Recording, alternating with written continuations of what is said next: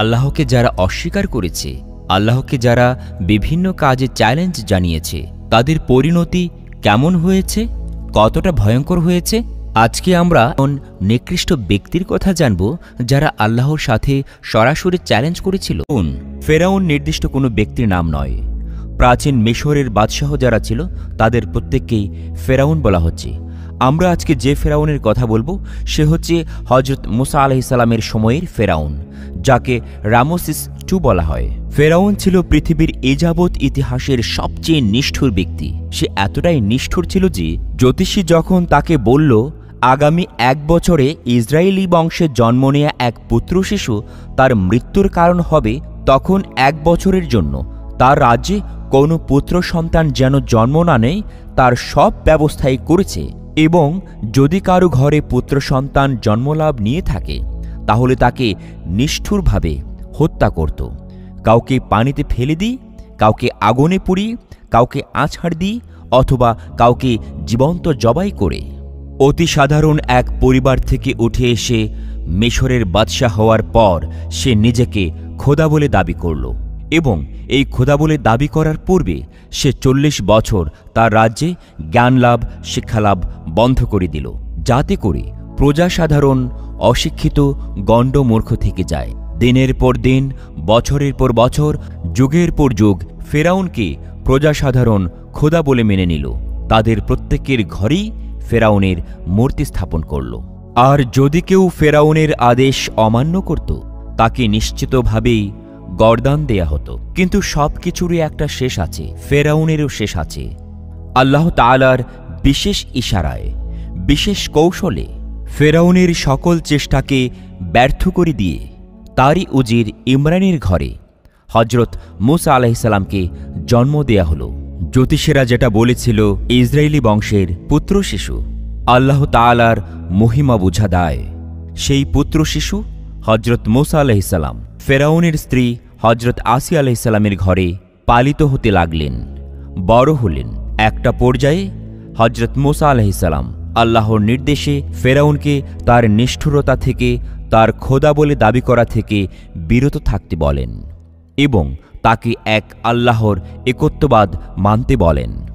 ফেরাউন তা মানল না, বরং হজরত মুসা আলাইহিসসালাম ও তার অনুসারীদেরকে সমূলে বিনষ্ট করতে চেষ্টা করল। এরই একটা পর্যায়ে হজরত মুসা আলাইহিসসালাম অনুসারী সহ লোহিত সাগরের পাড়ে এসে দাঁড়ালেন। পেছনে ফেরাউনের সুবিশাল বাহিনী, সামনে প্রকাণ্ড লোহিত সাগর। কোথায় যাবেন অনুসারী সহ হজরত মুসা আলাইহিসসালাম? পেছনে ফিরে গেলে ফেরাউনের সৈন্যবাহিনী নির্মমভাবে নিষ্ঠুরভাবে হত্যা করবে, সামনে এগিয়ে গেলে লোহিত সাগরের পানিতে ভয়ঙ্কর কষ্টের সাথে পানিতে ডুবে মৃত্যুবরণ করতে হবে। কোনো সিদ্ধান্ত কেউ নিতে পারল না।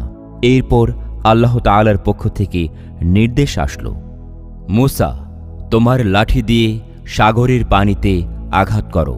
হজরত মুসা আলাইহিসসালাম আল্লাহর নির্দেশ মতো সাগরের পানিতে আঘাত করা মাত্র সাগরের মাঝখান দিয়ে বড় প্রশস্ত সুদীর্ঘ এক রাস্তা তৈরি হয়ে গেল। এরপর মুসা আলাইহিসসালাম সেই সাগরের রাস্তা দিয়ে অনুসারীদেরকে নিয়ে তার গন্তব্যের দিকে পথ চলতে শুরু করলেন। একটা পর্যায়ে ফেরাউন তার সুবিশাল বাহিনী নিয়ে এসে দেখল সাগরের মাঝখান দিয়ে রাস্তা। মুসা তার অনুসারীদেরকে নিয়ে পালিয়ে যাচ্ছে। ফেরাউন তার সুবিশাল বাহিনী নিয়ে সাগরের সেই রাস্তা দিয়ে হাঁটতে শুরু করল। উদ্দেশ্য মুসাকে এবং তার অনুসারীদেরকে নির্মমভাবে নিষ্ঠুরভাবে হত্যা করতে হবে। হজরত মুসা আলাইহিসসালাম অনুসারী সহ এবারও আল্লাহর নির্দেশ ছাড়া কোনো উপায় খুঁজে পেলেন না। আল্লাহ তাআলা আবার নির্দেশ করলেন, হে মুসা, তুমি আবার সাগরের পানিতে লাঠি দিয়ে আঘাত করো। হজরত মুসা আলাইহিসসালাম সাগরের পানিতে আবার লাঠি দিয়ে আঘাত করলেন। অমনি সাগরের সেই রাস্তা বন্ধ হয়ে গেল।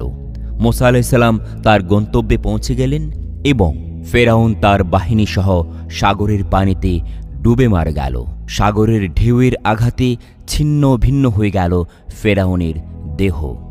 পবিত্র কোরআনে আল্লাহ তাআলা বলেন, ফেরাউন ও তার বাহিনী জমিনে অন্যায় অহমিকা প্রদর্শন করেছিল।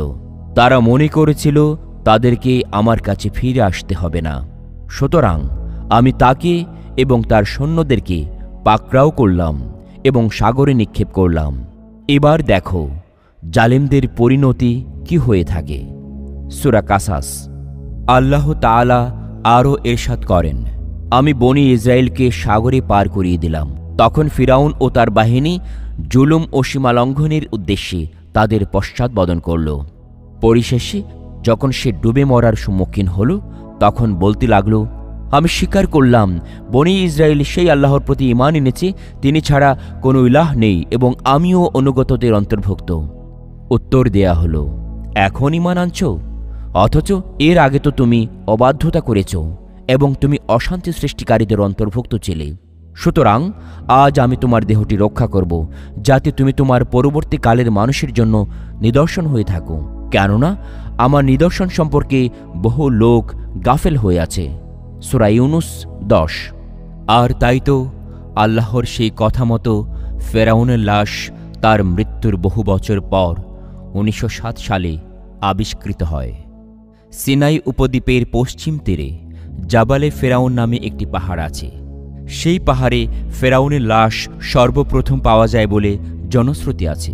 এনসাইক্লোপিডিয়া অফ ব্রিটানিকার নিবন্ধে বলা হয়েছে, থেবস নামক স্থানের সমাধি মন্দিরে 1896 সালে একটি স্তম্ভ আবিষ্কৃত হয়েছে। ফেরাউনের লাশ মমি করে মিশরের রাজধানী কায়রো থেকে